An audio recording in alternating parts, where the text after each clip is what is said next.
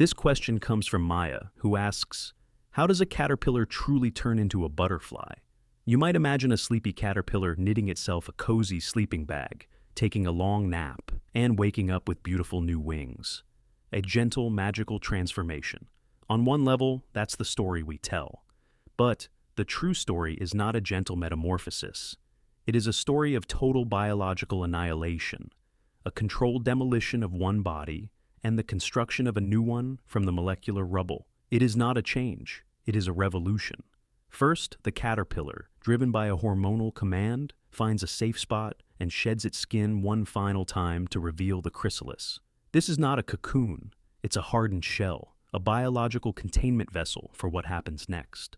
Inside, the caterpillar doesn't just grow wings, it dissolves. Powerful enzymes are unleashed, digesting almost the entire caterpillar body. Its muscles, its gut, most of its brain, its eyes, all are systematically broken down into a rich, protein-filled soup. This isn't death, but it's as close as you can get while still being alive.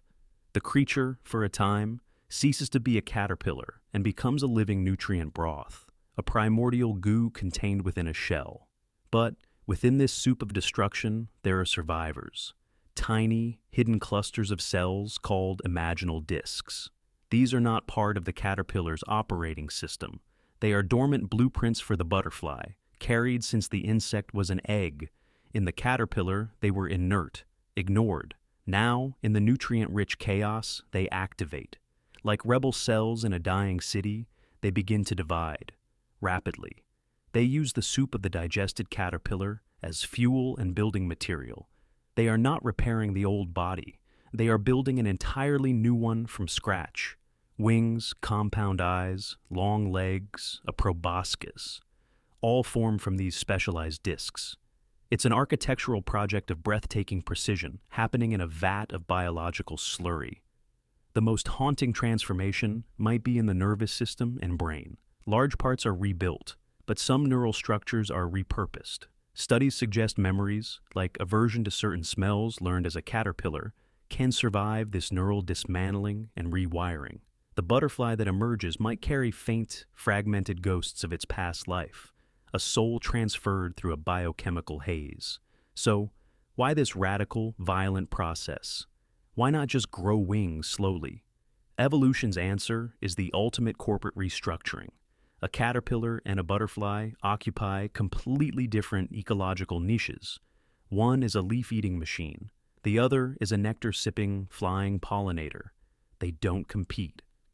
By dissolving the old specialist and building a new one in its place, the organism exploits two separate food sources and environments. A brilliant survival strategy written in the language of self-destruction. Dr. Keeler's diagnosis? A butterfly is not a transformed caterpillar. A butterfly is a phoenix. It is a new creature that rises from the liquidated assets of the old. The chrysalis is not a bedroom. It is a biochemical reactor, a womb, and a tomb, all in one. The final act is the great escape.